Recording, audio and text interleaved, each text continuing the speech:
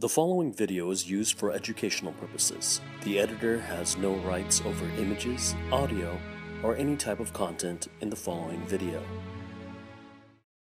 Robin Williams, welcome to Fresh Air. You played the neurologist Oliver Sacks, and you played a psychologist. Yeah, he was a very good friend. But I'm wondering if you see yourself as a psychologist in a way as an actor, because, I mean, what you have to do is really get into somebody's mind when you Very much, act. and it helps to read about all that.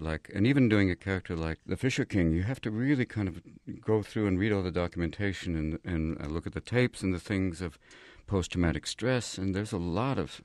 Yeah, as an actor, you get to explore all sorts of behavior, some of it aberrant and some of it normal and some of it, quite unusual. And it helps to be aware of that and to observe that and to bring as much detail as possible. One of the things you're famous for is always having like 100 people inside of you, and often when... that is very strange. Why do you bring this up? Precisely. Yes, My point but exactly. for me, it's crazy to do this on radio, American radio. After I find it difficult to do. But is what? What? But here's what I'm wondering. Since you always seem to be traveling with a coterie of people inside you. Exactly. Whenever you do a character in a movie, if you feel they always have a counterpart inside of you someplace. No, I don't know if they always have a counterpart. I think they... maybe afterwards you find that. But I don't carry the characters around when I'm doing the movie because it can be quite frightening for your family to come home as those people. Yeah, I'll bet. I did that one time with the movie The Secret Agent, and I came home. In The Secret Agent, it's basically a character that was admired by Theodore Kaczynski, which is some fan mail you don't really want to open. Oh, yeah. But that this is a man who is a chemist and specializes in making bombs and despises humanity. And I was kind of thinking about the character, and my wife said, "Stop," because you get that very kind of dead-eyed look, like I really don't want to be here. No, I mean the planet, not just this room. And it frightened her, and I didn't want to do that to my family. You obviously like improvisation a lot. What's it like for you when you're doing a movie where you're supposed to be following the script, and you are following the script? Do you find that restricting, or do you like that discipline? I like the discipline because, it forces you to kind of... years ago, I was doing The World According to Garp, and I improvised. And I started off just improvising like crazy, and George Roy Hill made a face like a weasel in a wind tunnel. And then I went, not good, he went, just say the words. And it really helped to, focus, put all of yourself into that, and also be freed up by that and find the behavior with that. And occasionally you can improvise, use that as a base and go off from it. But if a script is well written, you realize you don't have to, like with Good Will Hunting. Very little riffing there because it was such a precise piece that you didn't need to. Well, you mentioned Good Will Hunting. Why don't we hear a scene from Good Will Hunting? This is a clip where you play a psychologist whose wife has died, and there's a hole at the center of your life, and you're counseling a kind of working-class kid who is actually quite brilliant in terms of math, even though he's only working at the university in a kind of janitorial position, and you're actually both helping each other in this therapy relationship because he's bringing you more in touch with your feelings, and you're kind of counseling It's pretty him. symbiotic in what we're doing, yeah. and it kind of builds off both, and it's almost parental in that way. And there's a relationship he may or may not be building with a girl, and you're trying to encourage him to move forward on that. So, anyways, let's hear the scene. I went on a date last week. How'd it go? It was good. You going out again? I don't know. Why not? I haven't called her. Christ, you're an amateur. I know what I'm doing. Really? Yeah. Don't worry about me. I know what I'm doing. Yeah, but this girl's like, beautiful. She's smart. She's fun. It's different from most of the girls I've been with. So call her up, Romeo. Why? So I can realize she's not that smart, that she's fucking boring? This girl's like fucking perfect right now. I don't want to ruin that. Maybe you're perfect right now. Maybe you don't want to ruin that. But I think that's a super philosophy, Will. That way you can go through your entire life without ever having to really know anybody.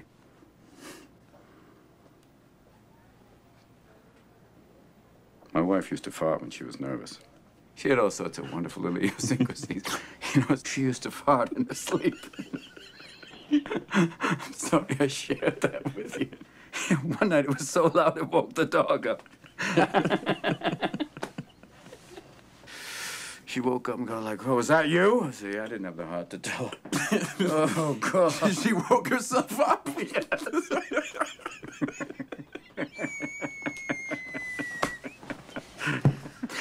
Oh, Christ. But Will, she's been dead 2 years, and that's the shit I remember. It's wonderful stuff, you know? Little things like that. Yeah, but those are the things I miss the most. The little idiosyncrasies that only I knew about. That's what made her my wife. Boy, and she had the goods on me, too. She knew all my little peccadillos. People call these things imperfections, but they're not. Oh, that's the good stuff. And then we get to choose who we let into our weird little worlds. That's Robin Williams and Matt Damon in a scene from Good Will Hunting. Now, that's the movie you won the Academy Award for. Right. Did it seem like a stretch for you to do the movie? No, I mean, I was just excited that they offered it. I mean, when I read it, I went, this is a piece that has such depth. And when I met the boys, I went, okay, you know, and then they actually took flack for it because people thought they didn't write it, but they did. And you realize it's based on, you know, family members. Like Matt's mother is a developmental psychologist, and Ben's father is a bit like the character, Matt's character, this, you know, kind of maverick genius who went to MIT and then ended up working at a theater company with Robert Duvall and Dustin Hoffman. So all this stuff was part of it. And no, it wasn't a stretch. It was just a great exploration. And the idea of playing a psychiatrist, but also a guy who's led, you know, who's coming out of it. I mean, who's the loss of his wife pretty much knocked him on his ass and set him back drinking and kind of, you know, and then coming back to deal with this boy who is brilliant, you know, intellectually, you know, far outstretching everybody else, but emotionally really blocked. And, you know, is a victim of a lot of physical abuse. And you realize taking him through that, walking him through that, in a weird way pulls me back, too. I'd given up, you know, I was teaching, but I wasn't really practicing as a therapist. You did a trilogy of recent films in which you were bad guys or very troubled. Two of them were dramas, 1 Hour Photo and Insomnia, and one was a comedy, Death to Smoochie. Right. I'm wondering if was that a conscious choice on your part to It head was to unconscious the, at to the the time darker to realize. side? Yeah. To go that way, come to the darker side, Robin. It was, they just came, and I thought, these are interesting. I'd never had a chance to play them before, and especially with Insomnia, to work with Pacino. Hoo-ha! That was I don't know, Robin. It's weird. Good. How was that take? it was wonderful. They went rolling. That's good. But to work with him was the gift, and Insomnia was the idea of playing this kind of a psychopath, and the idea of someone who tries to win you over. I mean, the sociopath-psychopath double bill was fascinating for me to explore that type of behavior and not have to do time. Right. And also with 1 Hour Photo, that a lot more people seem to be deeply disturbed by that, about the access to their private life through, you know, their photographs, which, you know, it's weird because now a lot of those labs are closing out as digital cameras take over. But every person I talked to who worked at a lab said they all had a wall of shame where they had duplicated weird photos of grandma in a thong and put them on the wall. And it was like, come over here, Bob, look at these. And that's, you know, the truth about the situation. You get, you know, people were very disturbed by that. I really liked your performance in this movie, and you played somebody who runs one of those 1 Hour Photo booths in a drugstore kind of store. Yeah, and one of those big kind of mall outlet stores where the lighting is so bright, even, you know. And your life is so kind of empty in it that Very you much, become yeah. totally involved in the lives of, you know, of the people whose photos you develop, Yeah, particularly he this one basically is family and their family photos. Family by proxy, and he tracks their life through their photos, and he thinks of himself as part of the family. And it's that thing of when you see the news of, they have this, they'll show somebody who snaps, and they'll go, he always seems so regular. And you go, what's that guy like? And that loneliness and that idea to live another life by, you know, by proxy, by photograph, you know. Was the kind of improvisational, eccentric humor that made you famous ever considered a problem? And here's what I'm asking. But here's what I mean by that. Did you behave in that kind of way with a lot of like zany characters popping out from you when you were young at times that were considered inappropriate, like Not in at school? all. I was very or, quiet. No. In school, I was very quiet and very kind of, you know, I went to an all-boys private school for high school, and then went to a public high school in San Francisco in 1969, which pretty much was like the yin and yang of education. So I never really started to even be funny openly on that level. I mean, I was a closet comedian for so many years. And the idea of finally just letting it out was in the senior year of high school, where they had like a play where you could make fun of everything. And that was the first time I really had a performance. I was serious about a student, as serious a student as you could be, you know, cum laude society and the whole thing. and an athlete. So it was all kind of, go ahead. And I remember the motto of my private school was mens sano in corpore sano, in sound mind and sound body. It's a bit like the school in Dead Poets Society, and I was one of the students going, yes, And then luckily I had a few teachers, a history teacher who told me that, history is one of the great black comedies of all time. It's just on who's writing it. And all of a sudden I went, wait a minute, I can use these skills. And then when I went to college, that's where it really came out big time, and a chance to perform in an improv theater company, mainly to meet girls. As you find out from a lot of people, when I talked to Rod Steiger years ago, he said, I went to an acting class, not necessarily to act, but to meet women. But you get the idea that, it started then, but no, they weren't, and it still isn't. I mean, a woman came up to me in an airport one time and said, be zany. I went, pardon? Be zany. So it's that thing they want you to kind of, be that thing, and it's like, no. Sometimes it's fun, and I'll play if the moment's right. If it's like, if there's an opportunity, yeah. And if not, I'll talk straight with you. We can talk about that. It'd be cool. So do you think of yourself when you were younger as having been quiet or inhibited or both? Quiet and inhibited both, yeah. I think, I think I was just learning and quiet. I'm an only child, so it was like, going, okay, let's just learn where we are now. And moving back and forth between Detroit and Chicago, and you make a group of friends. Sorry, lose those. Moving over here now. And so you learn to kind of adapt, and you take your time. You kind of work the room slowly. It sounds like you really went from one extreme to the other. From inhibited to, incredibly uninhibited. Yeah. Yes, very much. As Oliver Sacks says, voluntary Tourette's. You just this side of Ann Coulter, except it's occasionally I get a laugh, they're actually using her saliva now as an anti-venom. A lot of people go, I was bitten by a cobra. Here we have some of Ann Coulter's saliva. Even the cobra's going, wow, she's effective. No. Before this, did you know that you had a gift as a mimic, that you could do voices and accents? A little bit. I mean, I used to, for my mother, I could play my grandmother, which would, even Freud would go, don't do that. Be very careful when you imitate the relatives who are nearby. And I would do my grandmother. Oh, sonny boy, how y'all? I'm down here just sitting in Memphis watching wrestling in a teddy. And my mother would be like, oh, that's wonderful to stop. But, that was the first kind of, playfulness and imitating. You always start imitating family members, and it was pretty cool. What kind of roles were you cast in college? We're talking Juilliard. When I actually started, Juilliard, all different types of roles. I remember we did a production of Midsummer Night's Dream, and I was one of the rustics, the guys who are, the union guys in the middle of the Shakespeare play. They're there doing the play. And I also played a fairy, which was, and a dancer. Peas Blossom and Hausman, I remember seeing him laugh big time, which was like watching Buddha blow up. So it was pretty wonderful. And then we played all different roles, from Tennessee Williams, Night of the Iguana. I played an old character, and it was, you do the whole gamut. But that was also where I started to play a little bit more and, realized that I had I'm more of a character comedian than the leading man, who I went to school with, Chris Reeves and a lot of people, Bill Hurt, Mandy Patinkin, they were all there at the time, and, hardcore, intense actors. And I'm like, oh, that's cool, but I'd rather play. Now, how did that lead to comedy? I think it led to comedy as a survival mechanism, especially when I left school and went back to San Francisco and couldn't find acting work and saw this thing, like it said comedy workshop. And I went, it's like syntax repair. Interesting.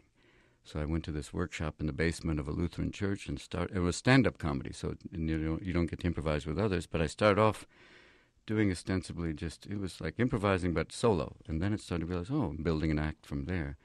And then you went from the workshop to actually clubs, which at that time were usually music or folk music clubs that put comedy on as almost like, interstitials in between the acts. And it was pretty wild. I mean, even in the workshop, we have comedy night after they had an evening of lesbian poetry, which brings in a really interesting audience for comedy, especially if you're a male stand-up. And it was kind of fun to see that builds up. And performing comedy in San Francisco to begin with is pretty wild. You've got the human game preserve to play off of, And it's a lot of great characters everywhere. And you work off that, and then you play the rooms, and eventually you get to a point where you're playing a club that is a comedy club with other comics, and it's like, now you're among your brethren. You got started doing stand-up comedy the 70s probably, right? Or 80s? Yeah, But the 70s, mid to late 70s, yeah. So it's kind of like the early days of the whole comedy boom. So Yeah, it was like the revival, and it's like it started off kind of small in like little clubs that were like ostensibly usually music clubs that would have comedy, and then later on when I went to New York and stuff, there were literally like the comedy clubs, like the Improv, and then in L.A. the Comedy Store. But yeah, who were you then? Like, what was your style on stage? Like before I was Mork and still Mindy? Robin Williams. What the style was just kind of. Early on, I realized that I didn't need to use a mic. But having been trained at Juilliard, I could enunciate and be off stage. And it kind of freed me up to work the audience and kind of, it was more like an anti-heckler defense, because if someone said something, I could come out in the audience and they're going, "What are you doing out here?" "I know where you live." And that you could kind of change perspectives and kind of keep it going. First time I did a paying gig was at a club in Orange County called the Laugh Stop.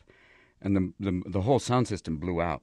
And so all of a sudden they said, "Go on." I went up there, and because I didn't need a mic to begin with, I just worked the crowd and kind of till they got the sound system back up. And it really kind of helped build a style that was more like use anything, anywhere, and with the improv background, if anyone said anything, to go off on it. Like one time in a New York club, some woman yelled out, "Dr. Roof." She was trying to say Dr. Ruth, but she'd had 5 gin and tonics. And I started doing Dr. Roof, who was like a black sex therapist. Mm-hmm. And you could start, mm-hmm. Man say foreplay, mm-hmm. You not done, mm-mm. You know, protection, mm-mm. Get away from me, that's my protection. Straight edge razor, mm-hmm. But it was all part of, building a style that was pretty loose. And then later on, you would start to put structure to it. By the time I did Night at the Met, it started to have like a flow and kind of a structure. But up till then, it was pretty free form.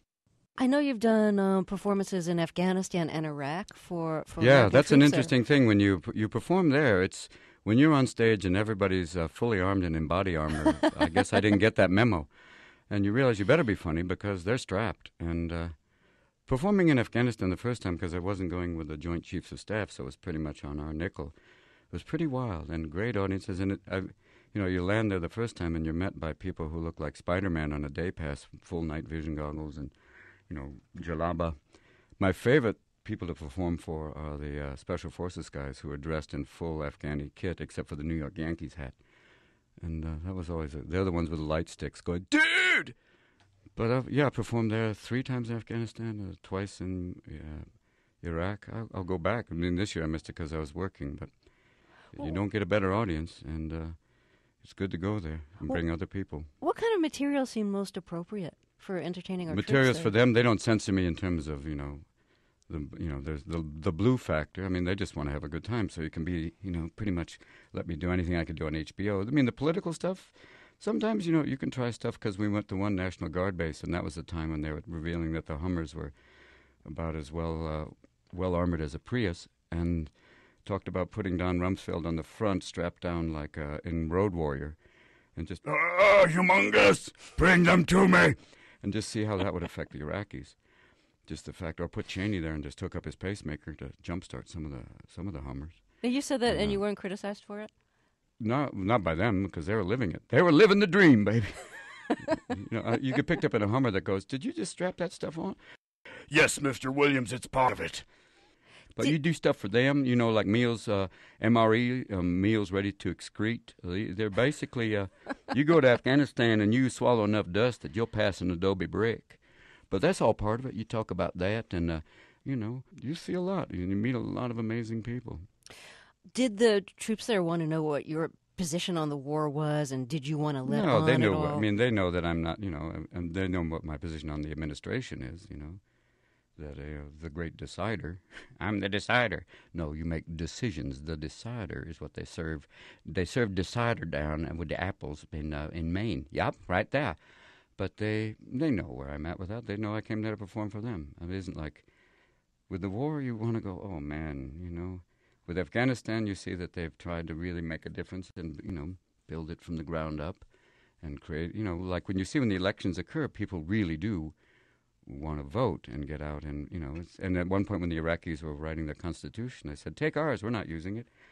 But it's, and you remember when the Iraqis were coming here and they go, what the amendment, what the amendments are, amendment, commandment, explain to me the difference. But they know, and you're there and saying, hey, dude, it's not about the politics, it's about you. Would you have been surprised if somebody told you in the late 1960s, in the Vietnam era, that you would be entertaining troops in the 2000s? Would I be surprised? Maybe a little bit, When I went to Claremont Men's College, their ROTC program had 3 people, and people protested. 5 people protesting, 3 people was at the extent of our political activities. Yeah, I guess that's what I'm thinking, like if your whole idea of like the military and what it means to be in the military has changed.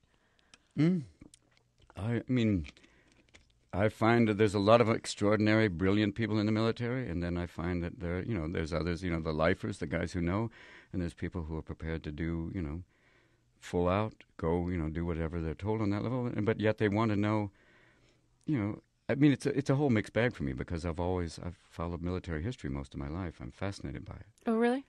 Yeah. Well, have you ever wanted to be in the military? I have, until my father explained to me that when he was on a carrier and it was hit by a kamikaze, that they closed all the bulkhead doors and you're pretty much there on your own. And the dulce et decorum est doesn't last very long. And he explained, if you want to do this, understand that when things go down, you're on your own.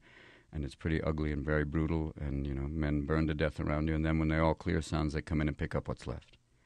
So it was like, any ideas that it's glorious? No, but to realize that there are dedicated people there, yes. To realize that there are cases where it's quite necessary, that force is, it's, if you watch Why We Fight with Eisenhower, you realize that here's a man leaving office saying we have one thing to beware of, the military-industrial complex. And this is a man who took total responsibility for D-Day. He wrote a letter saying, if this invasion fails, I take total responsibility. I'd like to pass that letter on to W and just say, read this, compare and contrast, How did you deal with the draft in the 60s? My draft number was 351. It meant the Viet Cong had to be coming from Kansas.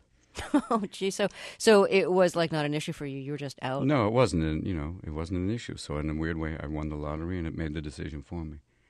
If I'd been drafted, it would have been an interesting call. I don't know whether I would have gone, or I don't think I would have fled to Canada. I think, would I have gone? I would probably lean to probably saying yes, or be in a unit like W.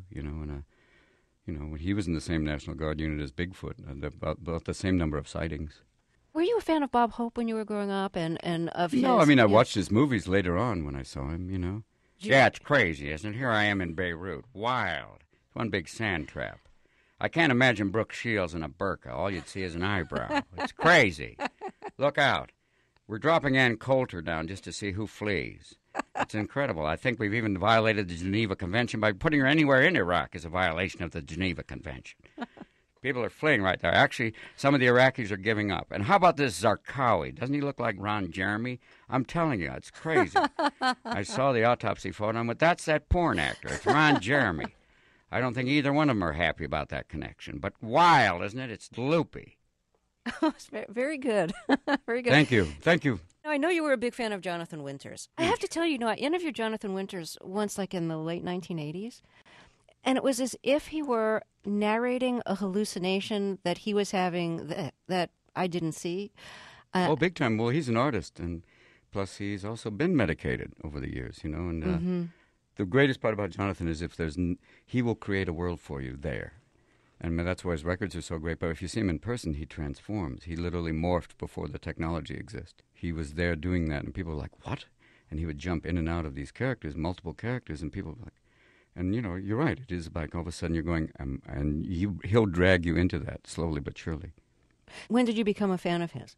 When I saw my father laughing at him when he used to be on the old Tonight Show with Jack Parr. Mm-hmm. And this is before you were amazing. Performing and before you that was it. He was doing this thing. He was like, he came on to Jack Parr, and he came in with a little pith helmet saying, I am a great white hunter. My name is Terrence Fogarty. And he said, what do you hunt? I hunt mainly squirrels. And Jack Parr said, what do you do? I said, I aim for their little nuts. And you could see Jack Parr just go, oh. It's... And a lot of these people are people he knows, people, John, you know me. And people from he calls the Happy Place, which was the institute they put him in. And he had the great thing when the time he had the kind of the breakdown, and he climbed the mast of the Balcuda, which is an old 3-masted schooner that's in the bay in San Francisco docked, and he climbed it totally naked. And when they brought him down in the ambulance and the police were waiting, they said, Mr. Winters, do you have anything to say? He said, yes, never land alone. So, you have a certain perspective there that comedy comes from a deeper place. Now, you mentioned that he genuinely had a breakdown, and I think it's true that a lot of comics have a very depressive side to them. They have a dark side. I mean, because Yeah. you're looking at that. It's part of looking at, in the process of looking for comedy, you have to be deeply honest, and then doing that, you'll find out, here's the other side, you'll be looking under the rock occasionally for the laughter. So they have a depressed side, but is it always the sad clown thing? No. But I find comics to be pretty honest people in terms of looking at stuff from both sides, or all sides, and presenting you with, like, here it is, and like Lenny Bruce did the great thing about the white-collar drunk. Yeah, I'll kill you. He said, it's not like the sweet Clem Cadiddle hopper drunk like the Red Skull. Hello, buddy. Hello. He's like, yeah, I'll kill you, and I'll kill your dog, too. That's the thing I'll do. Buddy, I'll tell you what, I love you, but I'll kill you. That's how much I love you. Have you ever dealt with depressions? And I guess I'm wondering if as you're... a human being, yeah. Yeah, and I guess I'm wondering if, like, your manic side has... It's not even manic. I mean, manic, that people sometimes... I volunteered to be on the cover of I think it was Newsweek, for their issue on medication. Thank you. And when the guy said, well, do you ever get depressed? I said, yeah, sometimes I get sad. I mean, you can't watch news for more than 3 seconds and go, oh, this is depressing. And then immediately, all of a sudden, they branded me manic depressive. I was like, that's clinical. I'm not that. Mm-hmm. Do I perform sometimes in a manic style? Yes. Am I manic all the time? No. Do I get sad? Oh, yeah. Does it hit me hard? Oh, yeah. Do you find a way? But does that immediately make me like, oh, good. Thanks, Terry. Nice talking with you. Oh, I don't know, Terry. I don't know. I don't get... Oh, I'm okay. Give me that. Can I borrow that? Oh, no. I'm all right. Thanks for asking that, Terry, because, yeah, I get depressed. I get depressed that I wasn't on American Idol. I could sing, So no clinical depression is what I'm taking away from No this. clinical depression. No. No, I get bummed, like I think a lot of us do at certain times. You look at the world and go, whoa.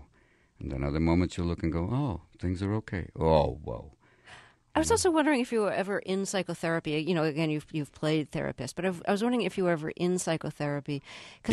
I was near it, yes. Yeah, I mean, no, actually, for years, yeah, still. Yeah, because here's why I ask.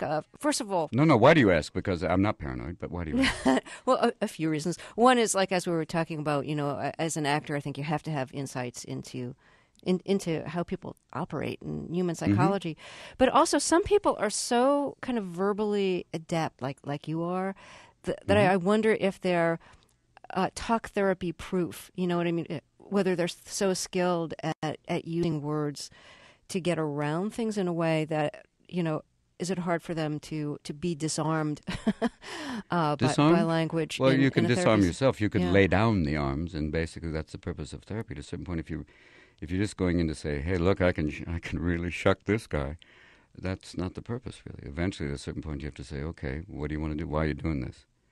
And, at a certain point, or get money back, because the idea is to kind of get to the point of realizing where are the issues that you could, confront yourself, which is, the ideal, is to deal with that and come out the other side going, okay, I know now these are certain things that I do, and you wish to continue that way? Or, like you said, if you can talk your way around it, then all you're doing is just kind of, self-replicating. Okay, continue the behavior and never change. As the one therapist said, change is not a hobby, And as the one guy at the suicide hotline said, life isn't for everybody. But, that would be a rough one. Hey, hey, how you doing? Well, So you feel like you've gotten a lot out of psychotherapy? Yeah, it's helped me over the years and really helped kind of, a lot. I mean, I think enough to keep going and be able to say, does it mean everything's wonderful? Am I all is working well, Terry? It's going well for me. I feel good. And being governor has made me feel that, as an immigrant, I came here to America with a dream and a vial of anabolic steroids, and look what happened. But yeah, it's helped me. I would say it's done a lot more good than bad, and I have been able to be disarmed on that level. But there's other times in the beginning where, yeah, sure, okay, talk your way out of it. But a good therapist will kind of say, okay, this is not stage. Or as a friend, I guess I heard somebody said, you used to go to AA just for stage time, and that's not it. Can we talk about your voice for a minute? You're able to do so many voices, and accents and so on. Did you work on that? Is that something you just kind of intuitively had, or is that like a craft that you've... Well, initially, I had to overcome this. But no, I didn't work on it. I think it just happened. It was fun. I mean, I have people would say, kind of an eidetic ear to be able to do that and speak French and speak Russian. I mean, not as much Russian as I speak French. And even when I speak French in Paris, they're going, don't try, I speak English. And then she gives a cigarette to a baby. But it is the idea of just hearing it and kind of being able to assimilate that. I guess I was just acoustically, given that ability. So don't work on it. It just seems to come out pretty naturally. Do you sing? I can. And I'm hoping to be on Broadway for Brokeback Mountain the musical. I have a song, Can't Quit You, Innes. I know. As I hold you outside, there's snow, and I feel that glow as I hold you down below. And we'll stop right there because I know that when I accept the Tony, I want to thank my partner, Tom, and things you don't hear at the Tony, don't wait up for me, kids. But, those are the things that I love about musicals. They're great. I can sing, but it tends to be more like Ethel Merman. I go for the big numbers, like in Aladdin, which is like Ethel Merman. Oh, yeah. Do I have... Yeah. Hello, young lovers. And, even then, right now, your engineer went, tell him do not do that. But it's a good thing. Yeah, because I figure people who can imitate voices and do accents and stuff like that could probably get notes, too, be on pitch. Yes, they could get notes. Yes, little notes like call me. Signed, who is this? Signed Maria. Maria who? Callous, you fool. Yes, I could get notes. I mean, there is a pitch to even any voice, just in accent. And in Mandarin, you say she, or you go now, who. You can be the difference between ordering a car and saying, please play with my buttocks. That's the difference in tone. And that's actually not a real Mandarin phrase, so for those listening, it's okay. Can I make a confession? Yes. You're not wearing anything, but that's okay. You're in the radio studio, and if you're in a thong, that's wonderful. A thong in your heart, that's okay. No, please, confess. Well, before we did the interview, I had no idea what to expect, and I wasn't sure you'd give me a straight answer to anything. And I just want to say thank you for actually having a talk. Well, it's good to talk like that. And for being really funny at the same time. Well, that's probably what life is. You can do both. You can talk and be funny, and you see it wasn't that zany. It was just conversation. It's a good thing, Terry. You know that. It's a good thing. It's a good thing, as Martha Stewart said once she got out of prison. She had that wonderful magazine she published while she was in jail called Truly Inside Living, which was wonderful. How to make Trump doy with a lovely toothbrush, things to do with a shiv besides stab, wonderful things. And if you only have one window, use the light. She is very good that way. And you call this Chev, Robin Williams, we'll be right back with some people from you're welcome, Terry Gross. We're here with some people from New Zealand who are talking about animal husbandry. And can you marry a ewe? Your call. Your lines are open. Easy. Terrence, no. How was it? Not bad. All right, thank you. We're back. Thanks, Terry. It was a good day. Good on you, Terry. Take care of yourself. We'll be right back with Ann Coulter just to talk about, euthanasia. We'll be going. Bye-bye. Thank you. You're welcome.